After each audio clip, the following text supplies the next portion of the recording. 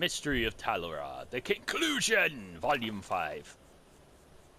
The Mystery of Princess Talara, Part 5, by Mira Likith. "By what right do you arrest my father?" cried Lady Julia. "What has he done?" "I arrest the King of Camlorn, the former Duke of Olene, by my right as an Imperial commanding officer and ambassador," said Lord Strail. "By the right of law of the Emperor of Tamriel, which supersedes all provincial royal authority." Gyna came forward and tried to put her hand on Julia's arm, but she was coldly rebuffed. Quietly she sat down at the foot of the throne in the now empty audience chamber. This young lady came to me, having completely recovered her memory, but the story she told was beyond incredible. "I simply couldn't believe it," said Lord Strail, "but she was so convinced of it I had to investigate. So I talked to everyone who was here at the palace 20 years ago to see if there could be any truth to it. Of course, at the time of the king's and queen's murder and the princess's disappearance, there was a full inquiry made, but I had different questions to ask this time. Questions about the relationship between the two little cousins, Lady Julia Reyes and the princess. I've told everyone over and over again I don't remember anything at all about the time in my life when Julia... Wait, a time in my life, said Julia, tears welling up. I know you don't. There has never been a question in my mind that you witnessed a horrible murder and that your memory lapse and hers, said Lord Strail, gesturing towards Gyna, are both very real. The story I heard from the servants and other people at the palace was that the little girls were inseparably close. There were no other playmates, as the princess's palace was to be closed to her parents, so little Lady Julia was always there as well. When the assassin came to murder the royal family, the king and queen were in their bedroom, and the girls were playing in the throne room. When my memory came back to me, it was like opening a sealed box, said Gyna solemnly. Everything was so clear and detailed, like it all happened yesterday, not 20 years ago. I was on the throne, playing Empress, and you were hiding behind the dais, pretending you were in a dungeon. I had sent you to. A man I had never seen burst into the room from the royal bedchamber, his blade soaked in blood. He came at me, and I ran for my life. I remember starting to run for the dais, but I saw your face frozen in fear, and I didn't want to lead him to you. So I ran for the window. We had climbed on the outside of the castle before, just for fun. That was one of the first memories that came back to me when I was holding on to the cliff. You and I on the castle wall, and the king calling up to me, telling me how to get down. But that day I couldn't hold on. I was trembling so much. I just fell and landed on the river. I don't know if it was entirely the horror of what I had seen, or that combined with the impact of the fall and the coldness of the water, but everything just went blank in my mind. When I finally pulled myself out of the river many miles away, I had no idea who I was, and so it stayed. Gyna smiled until now.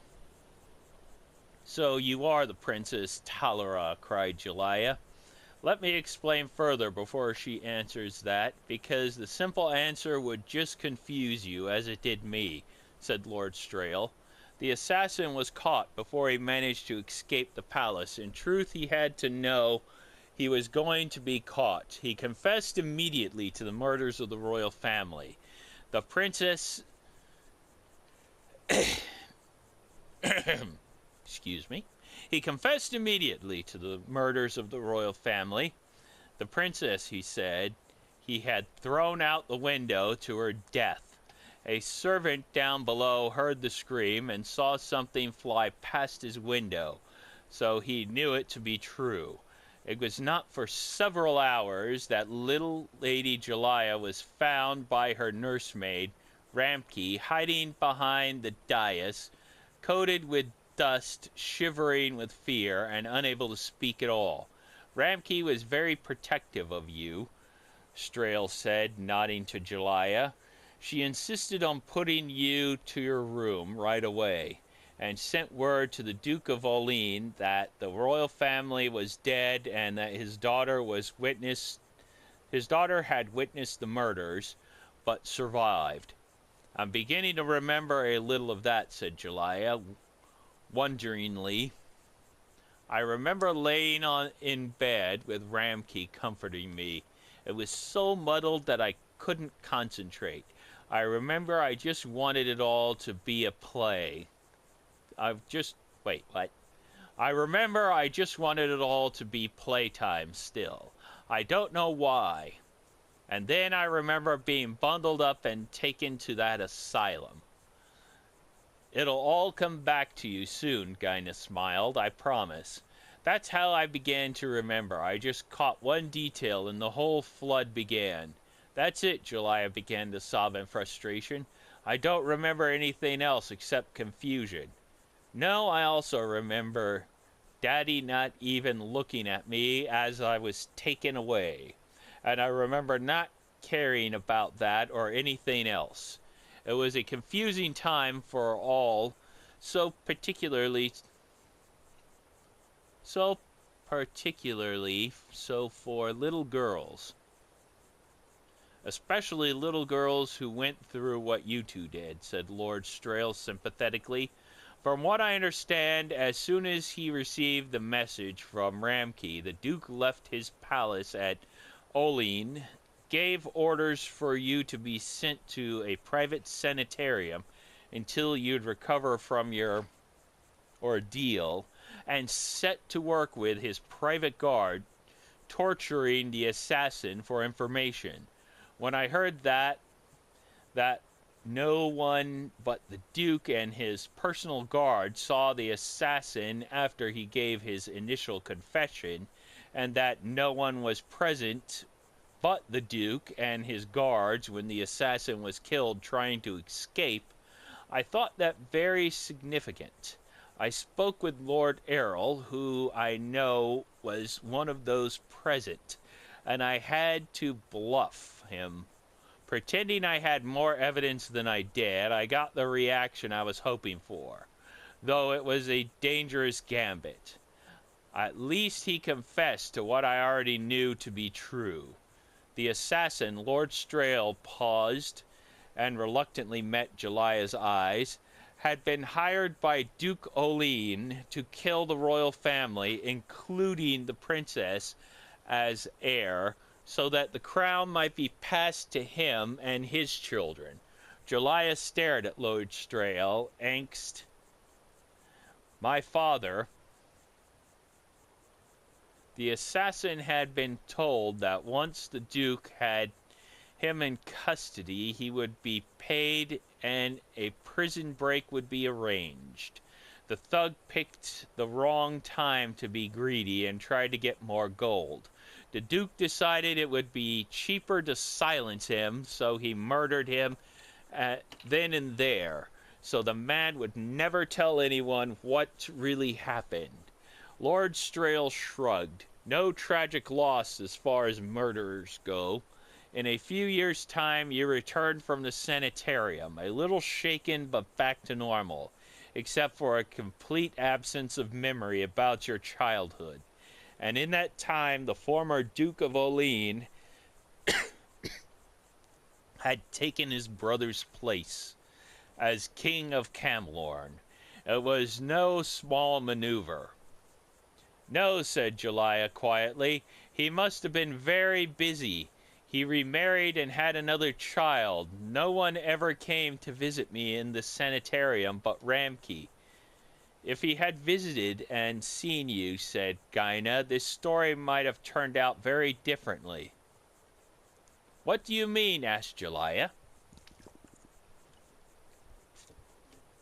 This is the most amazing part, said Lord Strail. The question has long been whether Gaina is the Princess Talara. When her memory returned and she told me what she remembered, I put several pieces of evidence together. Consider these facts. The two of you look remarkably alike now after 20 years of living very different lives, and as little girls and constant playmates you look nearly identical. At the time of the assassination, the murderer, who had never been there before, only saw one girl on the throne, who he assumed to be his quarry. The woman who found Lady Jalaya was her nursemaid, Ramki, a creature of unstable mind and fanatical devotion to her charge. The type would never accept the possibility that her beloved little girl had been the one who disappeared. The nursemaid was the only single person who knew both Princess Talara and Lady Jalaya, who visited you while you were in the sanitarium. Finally, said Lord Strail, consider the fact that when you returned to court from the sanitarium, 5 years had passed, and you had grown from a child to a young lady. You looked familiar, but not quite the same as your family remembered you, which is only natural. I don't understand, cried the poor girl, her eyes wide, because she did understand. Eh? What? Oh. I don't understand, cried the poor girl, her eyes wide, because she did understand. Here, memory was falling together like a terrible flood. Let me explain it like this, said her cousin, wrapping her in her arms. I know who I am now. My real name is Jalaya Reyes. That man who was arrested was my father. The man who murdered the king, your father. You are the Princess Talara. What a twist! Have a good day. Bye-bye.